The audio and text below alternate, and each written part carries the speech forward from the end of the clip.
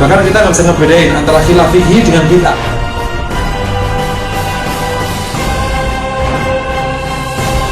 Luar biasa mulianya. Bahkan kalau terus kita kaji akhlak-akhlak Nabi itu, tak terbayang oleh kita bagaimana mencontohnya di saat dimana keadaan di sekitar kita justru memprovokasi agar kita memang rendah sekali karakternya. Atas nama dunia, atas nama karir, atas nama kesempatan, kita terprovokasi untuk memilih akhlak-akhlak yang sangat rendah, yang tidak berkelas gitu, dan nyaman sekali dijalankan, lebih karena kanan kirinya mendukung. Iri, dengki, kesombongan bagian dari yang sangat lumrah di masa sekarang, dan itu diterima demikian saja oleh masyarakat. Oleh karena itu, ketika kita kemudian mempelajari sunnah Nabi atau syama'il Nabi ini, maka kita benar-benar ingin memacu diri kita untuk tidak menjadi manusia biasa, tapi manusia yang luar biasa, karena kita mengambil akhlak yang luar biasa. Dan insya Allah kalau akhlaknya luar biasa, hasilnya juga luar biasa, karena semua berpulang kepada akhlak dan karakter kita. Meskipun di awal perjalanan tampak tertatih-tatih atau tampak tidak begitu menang, tapi insya Allah di ujungnya menang. Wal aqibatu lil muttaqin. Sekarang kita akan bahas bab tentang keseluruhan sifat Nabi atau sifat Nabi atau akhlak Nabi secara keseluruhan. Setelah kita bahas kemarin tentang kedermawanannya, rendah hatinya, kelembutannya, lapang dadanya, dan keberaniannya, sifat malunya, rasa takutnya, dan semuanya lah, doa-doanya dan seterusnya. Tentu itu juga tidak akan bisa menjelaskan semuanya kan ya. Kita sudah ambil poin-poin terpentingnya. Kita sekarang bahas kayak semacam kesimpulannya secara umum, dan Imam Baghawi menempatkan di bab tertentu fi jam'i sifatihi, yakni sifat Nabi secara keseluruhan. Kebetulan periwayatnya di bab ini nggak banyak, antara Amr bin As, kemudian Khalid, yakni masih Akhu Atikah ya. Kemudian Hasan dan Husain bin Ali. Jadi tidak banyak. Nah, kita akan ambil beberapa riwayat, dan saya tidak akan bacakan semuanya, karena hadis ini panjang-panjang semua, terutama hadisnya Hasan dan Husain dari bapaknya, dari Ali, tentang sosok abajidnya, tentang sosok kakeknya yang mulia ini seperti apa. Dia nanya kepada Ali. Maka nanti insya Allah akan saya comotin aja, dan mau baca riwayat lengkapnya ya baca bukunya ya. Insya Allah antum bisa download sendiri. An Amr bin As radhiyallahu taala anhu. Dari Atha bin Yasar, laqitu Abdullah bin Amr bin As. Atha bin Yasar, saya bertemu Abdullah bin Amr bin As radhiyallahu taala anhu. Qultu akhbirni an sifati Rasulullah fi Taurat. Kasih tahu saya tentang sifat Rasul sallallahu alaihi wasallam di Taurat. Qala, kata Abdullah bin Amr bin As, ya, salah satu Abdullah yang alim pada waktu itu adalah ini, Abdullah bin Abbas, Abdullah bin Umar, Abdullah bin Amr, terakhir Abdullah bin Mas'ud. Ini adalah Abdullah yang memiliki tempat yang sangat mulia. Kebetulan mereka adalah sahabat-sahabat kecil yang lahir, yang pada waktu Nabi meninggal umurnya masih belasan, atau bahkan kalaupun banter masih kepala dua, tapi ilmunya luar biasa. Ajal wallahi innahu la mawsufun fit Taurat bi ba'di sifati fil Quran. Kata Abdullah, iya, Rasulullah itu telah diberikan sifat di Taurat dengan sebagian yang sudah dijelaskan oleh Al-Quran. Ya ayyuhan nabiyyu inna arsalnaka syahidan wa mubasysyiran wa nadhira. Hai Nabi, saya utus kamu sebagai saksi dan membawa berita baik, dan sebagai yang memberikan menakut-nakuti mereka, ya, memberikan kabar buruk lil ummiyin, untuk masyarakat ummi. Anta abdi wa rasuli sammaituka al-mutawakkil. Ini tentu firman Allah. Engkau ini hambaku dan rasulku, saya memberimu nama al-mutawakkil. Ini maksudnya mungkin yang hadis qudsi, atau mungkin kalimat ini persis di Taurat ya, mungkin, atau Taurat diterjemahkan ke bahasa Arab. Laisa bifadhin wala ghalid, tidak keras. Fadh itu tidak keras ucapannya, ghalid, tidak keras sikapnya, nggak sombong, nggak congkak gitu. Lembut dan penuh rendah hati. Ini hal pertama ya. Makanya sudah berulang kali dulu saya sampaikan di awal-awal itu, akhlak Nabi itu yang paling dominan, yang tampak itu pasti laisa fadhin wala ghalid, nggak keras dan nggak congkak, lembut. Makanya sifat sombong itu adalah sifat yang paling tidak terlihat dalam Islam. Jadi di hati orang mukmin itu tidak boleh ada tempat sedikit pun yang namanya kesombongan yang nanti mengakibatkan keras. Lembut. Maka siapapun kita, dari keluarga manapun, dari bangsa manapun, suku manapun, harus mengupayakan lembut. Karena memang ini sifat yang akan mempengaruhi sifat-sifat lain. Kelembutan akan mendatangkan kasih sayang. Kelembutan akan mendatangkan kerendahan hati. Kelembutan akan mendatangkan empati. Kelembutan akan mendatangkan penghargaan sama orang lain. Kelembutan akan mendatangkan mengerti perasaan orang lain. Itu semua adalah sumber akhlak. Makanya ditaruh di awal, laisa fadhin wala ghalid, tidak keras, tidak kasar. Wala sakhaf fil aswaq, tidak suara nyaring di pasar. Yani kalau bicara cenderung lembut lagi, tidak pernah ngomong keras, yakni tinggi suaranya. Woi, ini pulpennya di mana? Sebelah situ mas.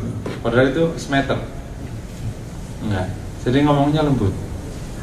Dan harus kita akui kebetulan kita itu di timur yang memang lebih memilih akhlak lembut.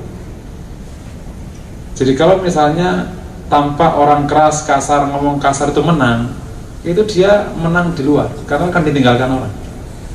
Orang timur itu sekeras-keras timur tetap lembut. Karena memang demikian budaya. Jadi kalau kebetulan kita hidup di timur, jangan pernah bermimpi menjadi orang kasar. Apalagi orang suaranya nyaring. Karena apa? Karena akan ditinggalkan orang. Emang lembut, kata orang Batak bilang gitu ya. Bukan lembut. Walayat fa'u bisai as-say'ah, Nabi tidak membalas keburukan dengan keburukan. Ini mulai naik. Di bab pertama pasti sudah saya jelaskan panjang. Cirinya tidak membalas keburukan, dan ini merupakan akhlak super mulia yang sangat ditunggu-tunggu oleh orang sekarang. Paling gampang dia di jalan raya. Baru juga dikelaksan dari belakang, itu langsung berhenti karena merasa terganggu, atau mundur 11, kemudian dia nyalip, dia dari belakang ngelakson balik. Tidak balas keburukan dengan keburukan. Ini hanya bisa kalau walakinnya wayasfir, kalau dia memaafkan dan memaklum. Yakni di sini ada kelapangan dada yang luar biasa. Jadi kalau pertama tidak keras, tidak congkak, tidak bersuara nyaring. Berikutnya tidak balas keburukan dengan keburukan, tetapi dia memaafkan dan memaklumi. Wala yakbidahu hatta yuqima bihi millatal auja. Allah tidak akan mencabutnya, yakni tidak akan mewafatkannya sampai Allah luruskan agama yang bengkok ini dengannya. Oleh karena itu Nabi itu dipulangkan setelah sudah sempurna, setelah Islam tegak. Bahkan bukan sekedar tegak, tapi dia sudah dihadirkan satu sistem penaung yang namanya Madinah. Jadi Nabi pulang lengkap. Jadi luar biasa. Nabi itu sebuah tipe orang paling sukses di dunia. Tugasnya jalankan sempurna sekali. Setelah sempurna, turun pernyataan sempurna, baru pulang. Luar biasa. Membangun sebuah bangunan peradaban dari nol, sukses, pulang. Makanya pada waktu pulang diberikan pilihan. Inna rabbaka yakra'u 'alaikas salam. Ini sesuatu yang saya ulang-ulangi ini, karena orang meninggal dikasih pilihan. Kalau bukan orang yang super mulia, tidak mungkin. Bangsa kita nggak pakai pilihan. Wes. Inna rabbaka yakra'u 'alaikas salam. Rabbmu membacakan salam untukmu. Maka Nabi kemudian menjawab, dan kemudian ila rafiqil a'la amfid dunia. Seperti itulah kira-kira bahasanya Israel ya. Engkau apakah ingin pulang ke rafiqil a'la atau ingin tetap di dunia? Kata Rasulullah, ila rafiqil a'la. Maka Nabi kembali ke Rafiqillah. Udah, pulangnya pun damai, karena pulangnya tidak dipaksa pulang. Dia pulang di pangkuan istrinya. Jadi sebuah kisah pejuang yang sangat romantis, mengakhiri hidupnya dengan damai dan tenang di pangkuan istrinya, dikasih pilihan seorang malaikat yang mulia. Nah, sementara kalau kisah-kisah orang yang gagal, meskipun dia merasa sukses, ketika pulang dipaksa pulang oleh malaikat, pulangnya ditekan-tekan sama dokter jantung, jadi tidak nyaman pulangnya, toh mati-mati juga. Makanya anak pesan sama antum, bilanglah ke dokter-dokter antum, kalau sudah saatnya sudah mau meninggal, nggak usah dipaksa-paksa jantung, sakit tau nggak, kasihan, ketepak gitu orang mati. Saya punya ustadz, itu dia termasuk keras di bab itu. Saya nggak bener apa salah nggak tahu ya. Jadi dia paling tidak setuju kalau orang sudah nazak, kemudian dokter jantungnya masih menggunakan pacu jantung. Dia paling marah. Makanya udah biar mati-mati udah, sudah saatnya mati, nggak usah dikasih bantu-bantu. Karena memang saat sakaratul maut itu sudah sakaratul maut kan. Masa badannya digoyang-goyang kayak gitu, dia nanti lupa ngomong la ilaha illallah, malah keliru ngomong, malah bisa apa namanya suul khotimah kan. Udah kaget, bukan la ilaha illallah, nanti malah kaget jadinya kan. Ya suul khotimah, malah suul khotimah. Bagus juga ya. Meninggal sudah damai, la ilaha illallah, meninggal. Berikutnya, hatta yakima bihil millatal auja bi ayyaqulu la ilaha illallah, sampai orang mengatakan la ilaha illallah. Sampai saat itu Jazirah Arab sudah mengatakan la ilaha illallah. Wa tuftahu bihi a'yunun amyun, mata yang pada buta itu sudah dibuka. Wa adanun summun, telinga yang sudah tuli itu sudah kebuka. Qulubun ghulfun, hati yang tertutup itu sudah kebuka semua. Ketika sudah mata, telinga, hati kebuka semua, istilah Nabi baru dipulangkan. Ini sifatnya. Dan makanya salah satu juga mungkin keinginan kita dalam berjuang itu, kita menyaksikan kemenangan.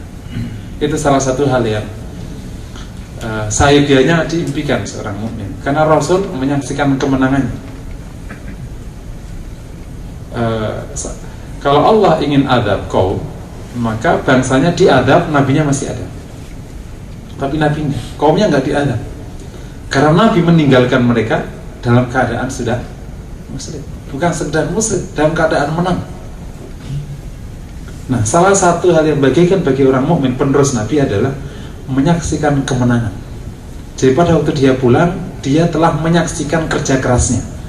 Toh nanti di akhirat lebih banyak lagi, tapi di dunia telah disaksikan, dipersaksikan hasil kerja kerasnya. Jadi pulang itu telah damai dan tenang. Dan kita berharap Bapak dan Ibu semua, kita menyaksikan hasil kerja keras kita sebelum kita dipulangkan oleh Allah Subhanahu wa Ta'ala. Makanya mungkin antum dalam konteks rokis atau dakwah di sini, atau kerja keras sebelum antum pensiun, atau dipensiunkan oleh Allah, biarkan perusahaan ini telah menjadi perusahaan yang sangat Islami.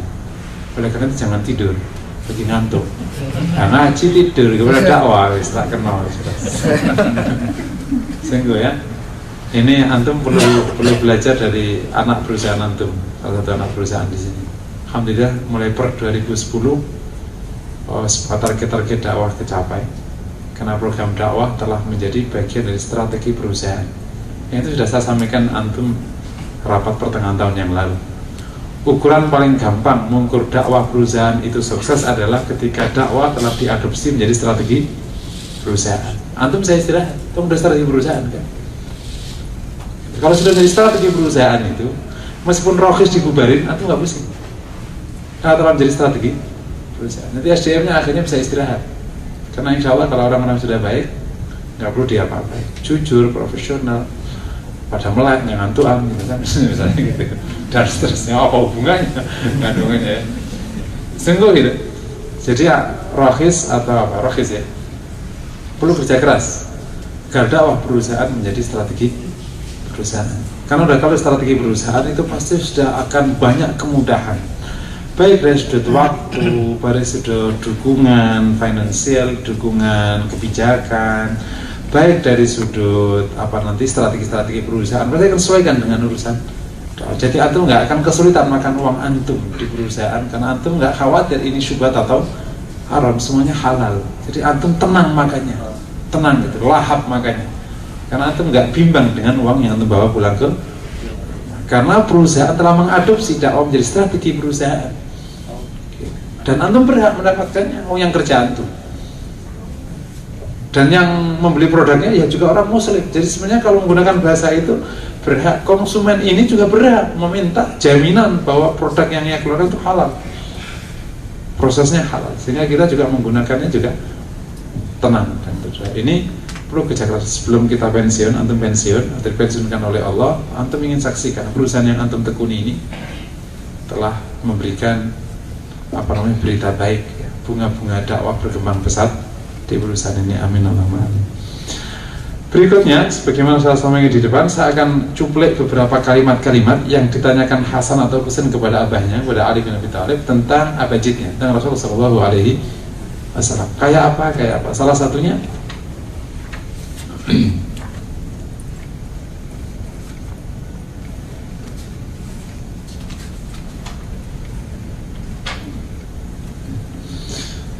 Husain, sa'altu abi, saya menanya kepada bapak saya tentang masuknya Nabi SAW. Faqal kana idza awa ila manzili jazza'atuhu lahu thalatha ajza. Kalau dia masuk ke rumahnya, itu dia membagi waktu di rumahnya itu 3. Satu waktu untuk Allah, juz'un lillah, juz'un li ahli, juz'un li nafsi. Yani untuk Allah, untuk keluarganya, untuk dirinya. Jadi katakan kalau hitung masuknya itu pada Isya, ya. Katakan kalau hitungannya pada Isya. Karena kalau siang kan Nabi mungkin lebih banyak di luar, ya, kecuali kalau memang tidak ada urusan. Jadi sebagian tidur, sebagian sholat, sebagian untuk ya, cocok sekali. Berarti kuat banget ya. Tidurnya berarti 4 jam, mungkin nggak ada kali.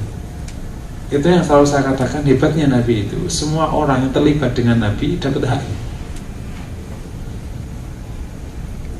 Banyak istri itu ketakutan ketika suaminya mulai berkiprah dakwah itu, takut nggak dapat waktu. Banyak istri itu ketakutan ketika suaminya mulai karirnya melejit, itu takut nggak dikasih waktu. Karena berangkat jam 5:30, pulang 11:30. Nah di sini nanti istrinya pada, ya nggak ada gunanya. Mau dikasih duit tapi orangnya nggak ada. Ayo mendingan mana? Orangnya ada atau nggak ada duitnya? Ya maunya uangnya ada dan duitnya ada. Mana ada? Gitu kan? Kata suaminya gitu. Jawabnya ada, orangnya ada ya. Ya minta sama bapak misalnya. Ya kan duitnya ada, orangnya ada. Nah ini sesuatu yang jadi tantangan. Masih ada tatanan teoritis. Rumusnya sebenarnya kemampuan kita manage waktu sampai semua orang itu yang berhak atas kita dapat hak itu ternyata di 2. Pertama kali adalah kemampuan kita mengolah resource kita sehingga berlipat-lipat. Teorinya ya, karena aku pun juga mencoba untuk maksimal gimana caranya ini ya, untuk bisa ini dapat hak, ini dapat hak, ya bisa ngaji, bisa dakwah, bisa kerja, bisa bisnis, bisa apa gitu, kayak orang bener gitu ya, semuanya dapat. Bahkan mamanya kan luar biasa orang bisa seperti itu tak? Hari ini memadukan keluarga sama karir aja itu sudah pol-polan hari ini.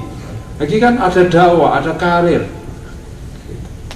Perusahaan yang kita ini juga bisa tumbuh, tapi juga bisa ngaji kemana-mana, tapi anak istri nggak keleleran, masih dapat pelukan setiap pagi dan sorenya misalnya anak-anak kita dan seterusnya. Ini pertama memang resource, kemampuan kita harus berlipat-lipat. Jadi yang pernah saya impikan dan ini menjadi impian kita semua kaum muslimin, kalau orang kafir mencari X rupiah itu dengan X waktu, kita harus kurang dari X waktu, karena orang kafir kan nggak punya urusan mencari duit. Nah, kalau kita urusannya ada ibadah, ada dakwah. Karena kalau kita nggak meningkatkan ini, pasti banyak pihak yang tidak bisa kita berikan haknya. Nggak usah jauh-jauh lah, orang tua aja, orang tua kan hak atas kita. Kau pikir kalau kita udah menikah itu orang tua kemudian kita lempar?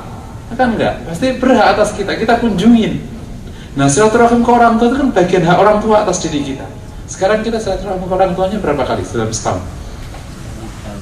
Tahun sekali. Itu pun juga cuma di sana juga nggak di depan orang tuanya, plesir kemana-mana. Makanya seandainya aku jadi orang tua kalian, memang tak tetek syahadat ya, tua sekali.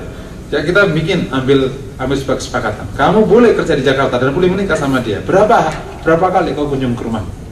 Sebulan sekali, 2 bulan sekali, kesepakatan. Itu nanti jadi enak. Dan kita meskipun menikah, kita tidak kehilangan itu surga kita yang laki-laki ini. Surga kita kan di orang tua kita kan. Kalau surga si ibu-ibu jadi kita. Nah, jadi kalau ibu-ibu itu gampang karena suaminya ada dekatnya. Kalau kita itu orang tuanya jauh. Jadi pastikan orang tua kita tetap ridho meskipun kita ada di jauh darinya. Nah ini kayak gitu perlu diurus.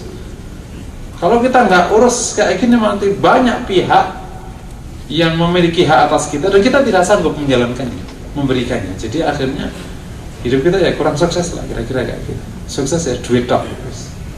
Selainnya itu nggak dapat. Urusan dengan tetangga juga nggak baik, sama istri juga sekenanya. Ya karena kan habis waktunya di kantor. Yang kedua caranya adalah memang mendekat kepada Allah agar diberikan yang namanya taufik. Taufik itu bisa mengefisienkan semua waktu, semua tenaga. Karena Allah pandu. Ketemu istri itu 1 jam bisa ujungnya bertengkar. Tapi ada setengah menit, tapi ujungnya itu damai dan tentram. Kan tergantung taufiknya kan. Ini sudah lama nih dari luar kota. Ketemu itu ujungnya bisa nggak baik, itu bisa tengkar. Ketika Allah tidak taufiki itu pertemuan. Tapi Allah kasih taufiki, meskipun cuma setengah jam ketemu, ujungnya damai dan terus senyum lihat pergi lagi. Cocok kalau kayak gitu urusannya. Akhirnya jadi anak yang ke-8 misalnya. Jadi ini namanya taufik. Nah, dan orang mukmin berhak mendapatkan dua-duanya.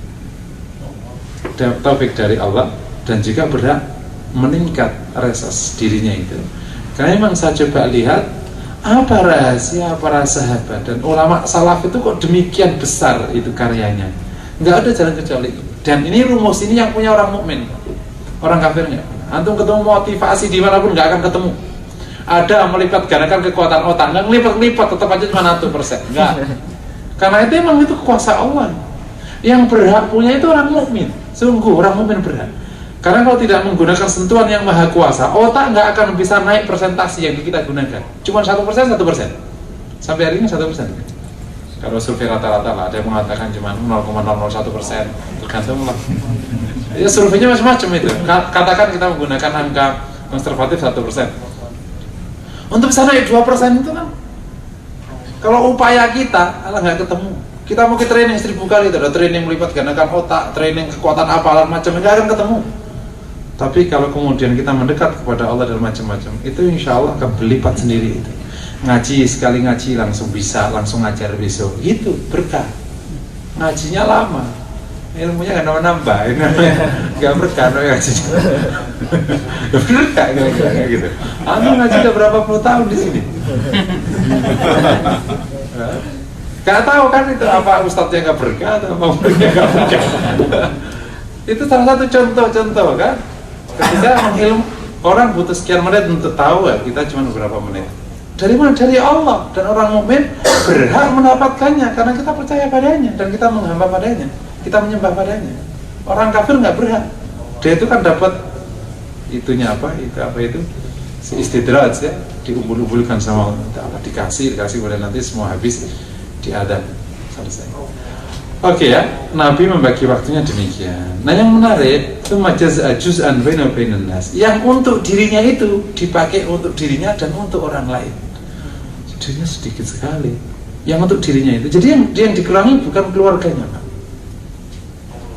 Ini nanti yang akan membuat sesibuk apapun kita tidak akan mengalami goncangan dasar hidup kita yang namanya keluarga. Karena sehebat apapun orang itu, kalau dasar pijakannya itu goncang keluarga, itu nggak ada gunanya. Karena yang terpenting bagi orang itu adalah dia dan keluarganya. Kalau keluarganya masih aman-aman saja, baik-baik saja semuanya, kokoh, soleh-solehah, meskipun goncangan di luar kayak apapun, insya Allah lewat. Itulah Rasulullah kan. Goncangan di luar luar biasa, tapi istrinya Khadijah selalu mendampingi, mengeluarkan semua yang ia miliki untuk suaminya, untuk dakwah. Ia miskin karena dakwah, uangnya diberikan semuanya, terus mendampingi Rasul, tidak ngelangkai suaminya. Kan ada tipe istri cerdas tapi ngelangkai, kayak gini-gini yang repot. Jadi benar-benar mau dampingin suaminya. Maka meskipun goncangan di luar kayak apapun, kita masih bisa. Nah, cara untuk membuat keluarga masih kokoh itu ya diberikan haknya, nggak dikurangi. Maka banyaknya istri itu khawatir dengan melejit karir suaminya itu karena begitu tinggi, itu pasti yang jadi korban keluarga. Dirinya mah tetap aja tidur ya tetap 6 jam, ya kadang masalah 8 jam.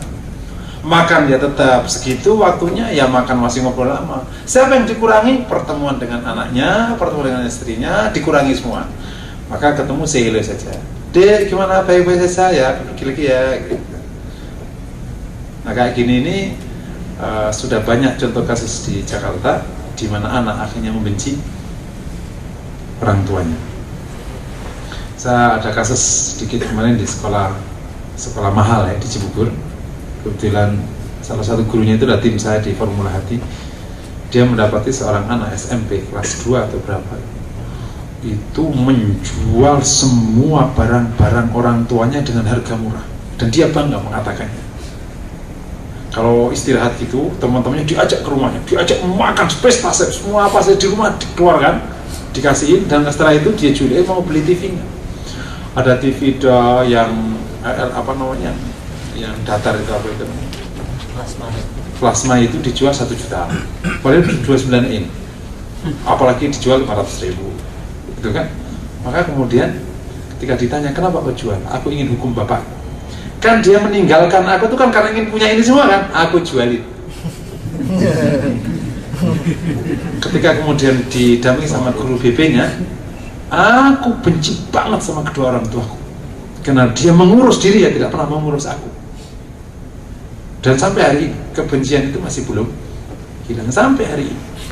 Dan kayak gini Bapak Ibu semua, contohnya bukan 1-2 kasus.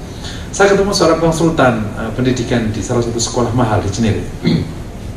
Ia dapati anak-anak kacau ternyata orang tuanya yang mulai surveinya dia. Jadi anak SMP kelas 3 yang belum bisa mandi sendiri, masih harus dimandinya, itu semuanya kasusnya orang tuanya. Nah, kasus orang tuanya ini semuanya berawal dari ketika orang tua tidak mau memberikan hak keluarga demi dan atas nama karirnya. Jadi ya kita dapat pelajaran dari Nabi. Ternyata ketika ada peningkatan itu yang dikorbankan dirinya, bos. Jadi ketika ada peningkatan itu bukan haknya Allah yang dikurangi. Sholatnya semakin cepat, baca Qurannya semakin cepat gitu bukan. Kemudian pikirnya semakin sedikit atas nama ini kan juga urusan kemaslahatan manusia gitu. Pinter juga otaknya, jawab aja. Oh aja kalau perkara kayak gitu mah pinter orang sekarang. Yang belum itu kesadarannya yang belum. Ya, kalau pinternya tambah pinter orang sekarang. Naudzubillah. Loh bener kok. Pinter anak-anak sekarang itu luar biasa. Termasuk bapak-bapak sekarang tuh pinter-pinter orang. Cuman yang belum itunya kesadaran dan spiritualnya dia. Jadi ternyata kalau lihat Nabi itu yang dikurangi dirinya. Tsumma jazza'a juz'an baina juz. Tsumma jazza'a juz'ahu baina penas. Kemudian ia membagi bagian dirinya itu untuk dirinya dan untuk orang. Ini salah satu manajemen waktu ya. Tentu ya nanti aplikasinya disesuaikan dengan keadaan kita masing-masing. Tapi intinya filosofinya dari situ. Jadi hak-hak kita selalu mengalahkan diri kita. Nah ini yang kemudian berarti di sini itu yang akhirnya kita harus memiliki satu strategi bagaimana tetap bisa istirahat cukup dengan waktu yang tidak banyak. Katanya ada strateginya. Nah, katanya ada caranya itu, nggak tahu pakai menggunakan doa apa itu atau pel apa, katanya pokoknya tidur sebentar tapi sangat dalam dan berkualitas, tidak dikejar-kejar setan nih tidurnya. Terus berikutnya lagi juga makan nggak lama tapi berkualitas, mungkin kayak gitu, nggak perlu lama-lama ayam tongseng, ayam ini yang jeroan, yang apa yang sambal, lama nyiapkannya lama pula makannya lah jadi repot. Isinya di sini langsung kebuang karena nggak dibutuhkan semua oleh badan. Yang dibutuhnya mulut doang, pedes seger semuanya. Udah itu. Ini di sini juga nggak butuh seger, nggak butuh pedes kan. Di sini itu butuh protein, butuh apa? Butuh apa sih? Nggak butuh seger, pedes itu kan mulut. Gitu. Kita kerepotan ngurus mulut ini ternyata. Ya. Jadi banyak istri kita habis waktunya masak 2-3 jam itu ngurus mulut satu orang itu. Ya makanya habis. Mungkin di situ-situ hal kayak gini mungkin karena kita tidak perhatian, akhirnya memang menghabiskan banyak waktu. Sedangkan makan Nabi kan simpel ya, daging, roti, kurma, udah. Tapi kira-kira kalau sepanjang tahun kita makan kayak itu gimana? Wah, nggak ada dinamika hidup. Berikutnya saya coba lanjutin lagi ya. Salah satunya, wala yattakhiru anhum syai'a. Nabi tidak pernah menyimpan sesuatu dari mereka. Nah, ini yang pernah hadis ini dibahas tentang kedermawanan Nabi. Nah, ini yang mungkin kita bisa mikir 1000 kali. Setiap orang yang menghampiri Nabi, Nabi tidak pernah menyimpannya. Jadi orang minta kasih. Ini babnya saya pernah jelaskan dulu, bab iman dan bab kemampuan mendapatkan harta. Kalau kemampuannya bagus, ya pasti dia akan berani mengeluarkan meskipun dia nggak nyimpan. Atau bisa dapat lagi. Tapi kalau kita agak sedikit bodoh, lama sebulan dapat sekali, itu kan agak repot juga. Sungguh, loh kenapa kita cerita ini? Betul lah. Saya kemarin diceritain salah satu pengusaha di Depok. Dia pernah ceritain salah satu pengusaha sana ya, pengusaha yang tidak muslim.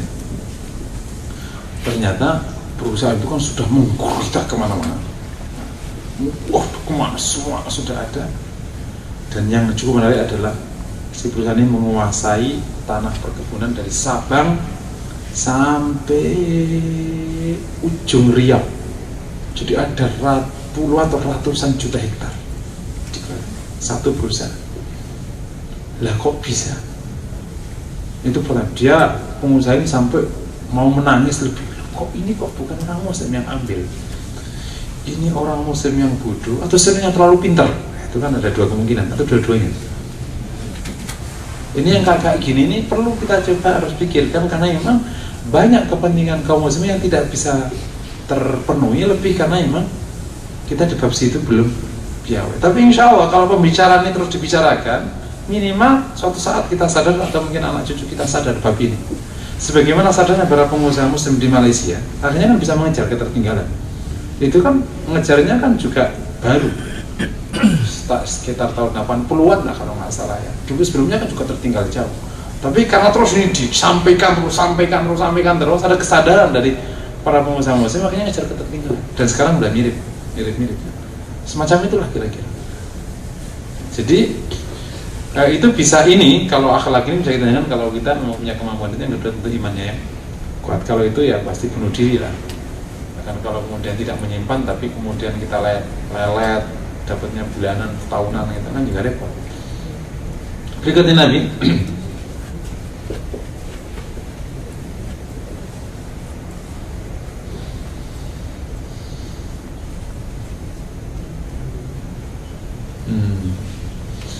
kan Rasulullah ya, salah jati ini berapa ini? Kan Rasulullah sallallahu alaihi wasallam yahzinu lisanu illa fima ya'ni. Nabi itu menahan mulutnya, menyimpan lisannya kecuali untuk yang berguna.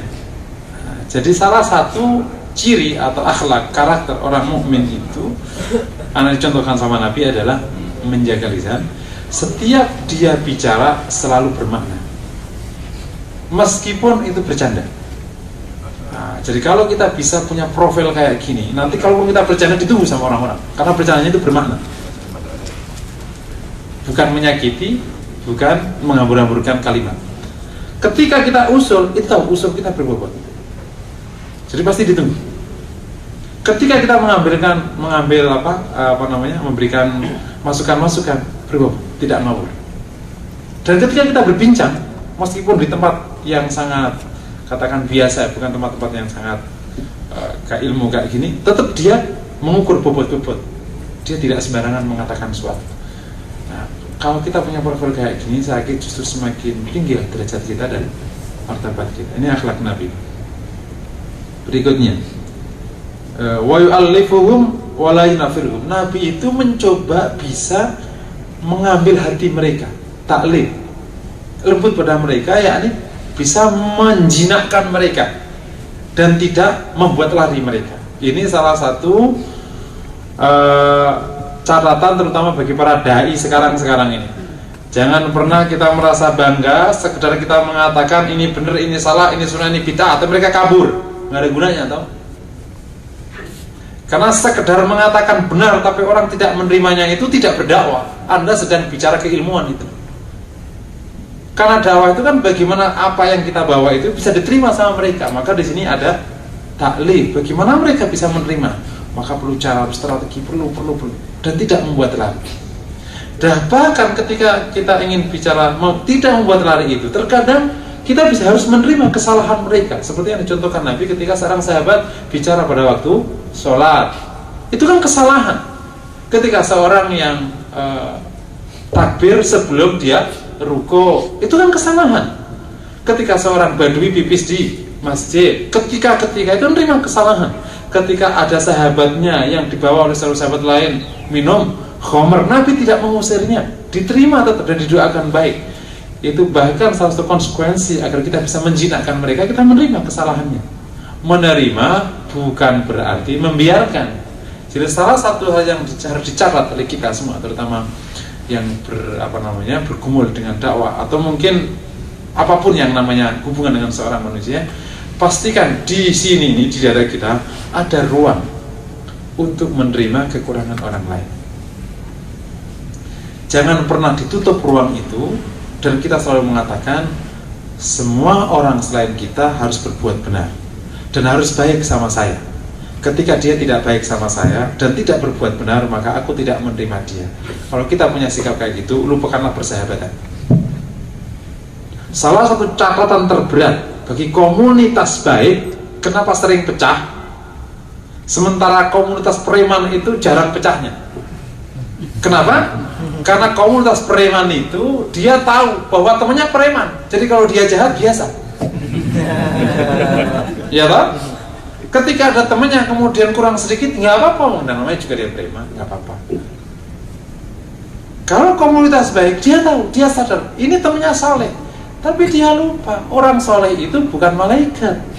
Suatu saat dia salah, sehingga di sini nggak ada ruang menerima kesalahan dia. Wong orang rohis kok gitu, akhirnya males kalau sama dia, ternyata sama aja. Loh, kalau Anda bilang sama saja, otomatis di sini berarti memilih yang sana kan, yang komunitas preman. Ya tetap nggak bisa dong, tetap nggak bisa sama. Orang salah yang berbuat salah tidak sama dengan orang yang memang jahat berbuat jahat, itu dua hal berbeda. Kalau ini insya Allah bisa baik, kalau ini susah baiknya, dia bangga dengan kesalahannya. Jadi meskipun kita berada di komunitas baik, kayak antum nih jamaah masjid, jamaah apa ini, saya insya Allah saleh-saleh amin ya. Tapi sediakan ruang di sini, bahkan selebar-lebarnya untuk menerima saudara kita jika dia berbuat salah. Menerima berbuat salah bukan berarti membiarkan kesalahan. Ya kita terima dia sebagai sahabatku yang salah, aku bisikin agar dia tidak salah lagi. Itu bab yang berbeda. Menerima dengan membiarkan itu hal berbeda. Kita ketika menerima, maka pastikan ada amal ma'ruf nahi munkar dengan cara yang baik. Itu namanya yu'allifuhum wala yunaffiruhum, dan itu sifat Nabi. Makanya Nabi sangat mencintai sahabatnya. Ya kalau Nabi ketemu sedikit salah, apakah sahabat? Antum yang antum dengar, kita jangan salah paham. Ketika kita mendengar cerita sahabat itu hanya 4 sahabat itu atau 60 sahabat hebat itu. Sahabat itu ratusan ribu. Yang hebat itu yang diceritakan itu kan yang beberapa orang saja. Lah kau pikir yang lain? Ya pasti berbuat seperti layaknya manusia, cuman mereka punya posisi yang sangat mulia karena dia memang dibina Nabi langsung. Sehingga memang mereka tidak terlampaui secara komunitas ya. Kalau orang per orang terlampaui. Mereka punya maqam, la tasubbu ashabi, kata Nabi, jangan pernah caci maki sahabatku. Dan itu salah satu karakter para leader besar. Pasti dia akan dia akan rawat itu timnya, sahabatnya. Dan setahu saya, leader besar pasti akan jaga itu sahabatnya. Sahabatnya yang salah, benar tidak dibela kesalahannya, tapi dirawat, dibantu dalam menjalani kasusnya. Tapi kalau dia dikit-dikit melempar sahabatnya, dikit-dikit, itu pasti akan kelempar. Wong sama sahabatnya aja nggak sohib, gitu kan? Nggak nyohib gitu loh ya, nggak sehati, dikit-dikit Kalau kurang dikit lempar kiri, ganti tim. Siapa yang mau? Nggak ada lah. Itu yu'alifuhum wala yu'an. Jadi kita itu simpatik, ya, bersahabat sama sesama itu bisa nyekruk. Jadi kalau kemudian sifat ini yang kita kemukakan, maka tidak pernah ada keluhan di sana bahwa orang rohis, orang dakwah, aktivis dakwah itu eksklusif. Kenapa eksklusif? Karena yu'annifuhum, karena membuat mereka lari. Contoh, pakaian keliru dikit, nggak sama dengan model yang kita inginkan. Bentuk muka nggak sama dikit. Apa maksudnya? Jenggotnya kurang panjang, maksudnya kayak gitu. Terus kau sudah berubah wajah, ya biarin aja. Ada jenggotnya panjang, jenggotnya kurang panjang. Ada yang rambutnya panjang, rambutnya pendek. Ada yang celananya panjang, celananya cingkrang. Ada celananya bagus lah, dinamika, bagus aja. Insya Allah masuk surga semua. Gitu kan? Itu namanya yu'allifum wa la yu'annifuhum. Ada sholatnya begini, terimalah. Makanya itu harus soal kaidah baku gitu. Di mana kita tolerir itu? Di mana? Itu ada kaidahnya, Pak. Makanya Mas Syafi'i sama Mahmud nggak pernah tengkar. Ada kaidahnya. Pokoknya apa saja kalau masuk dalam khilaf mu'tabar, jangan pernah memperkarakan. Masuk dalam khilaf mu'tabar. Itu para ulama sudah mendefinisikan. Khilaf mu'tabar itu apa saja? Ada isinya. Nah kalau kita nggak tahu isinya, jadi kita memperkarakan yang tidak diperkarakan dan biarkan yang perlu diperkarakan. Bahkan kita nggak bisa ngebedain antara khilaf fikhi dengan bid'ah. Kita nggak bisa ngebedain.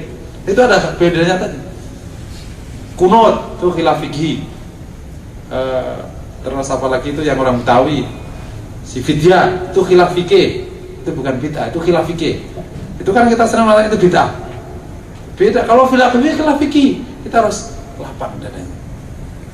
Sambil terus menyampaikan yang lebih benar. Oh mas, kayaknya ini kiasnya nggak cocok, ini hadisnya dhaif. Kalau mereka nggak terima ya nggak apa-apa. Urusan dia, ya dia masuk surga dia yang neraka dia. Kok itu pusing. Tugas kita menyampaikan yang. Nah, kalau dia nggak mau ya sudah. Yang penting kita masih nyokin, jadi masih baik. Gitu ya, kira-kira ini sekilas ya, dan masih banyak sifat Nabi yang perlu kita ketahui. Insyaallah pada pertemuan yang lain. Kurang lebih mohon maaf. Aku qouli hadza wa sallallahu wasallam ala Muhammad. Assalamualaikum warahmatullahi wabarakatuh.